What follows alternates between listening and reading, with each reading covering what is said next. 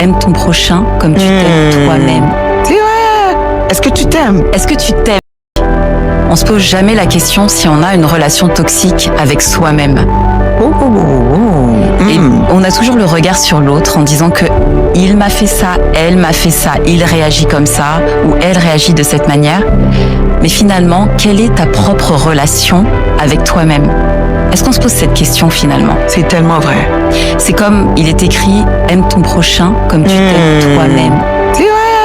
Est-ce que tu t'aimes? Est-ce que tu t'aimes finalement? Est-ce que tu t'aimes? Est-ce que tu voudrais passer du temps avec toi? Exactement. C'est comme, est-ce que tu es capable de passer du temps avec toi et que tu es en train de rire?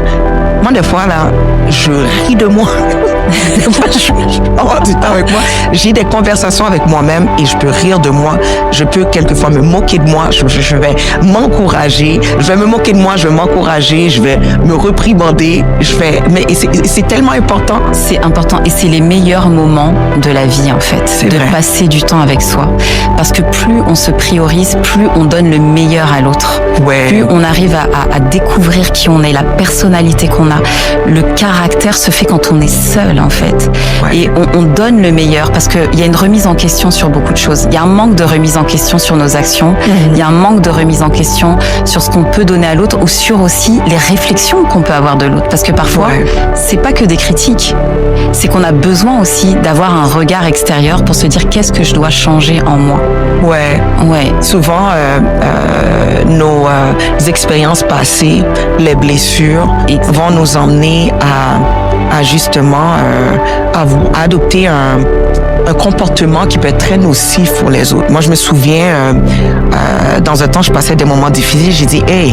J'ai dit, je dois m'assurer de ne pas laisser cette situation-là me rendre amère ou ne pas permettre à cette situation de me changer et devenir une autre personne.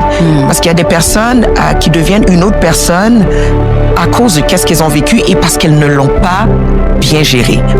Et moi, je me souviens, il y avait une période, j'ai dit, je dois m'assurer de garder mon cœur pur, d'aller chercher l'aide qu'il faut pour que je puisse me réconcilier avec moi-même, être en paix avec moi-même, faire la paix aussi avec, je disais que ce soit qu'est-ce qui s'est passé ou des situations, pour que par la suite, si je rentre en relation avec d'autres personnes, si je développe des relations, que je ne sois pas en train de saboter des relations qui sont de Dieu à cause que moi, j'ai pas été prête pour rentrer dans ces relations. C'est ça, exactement.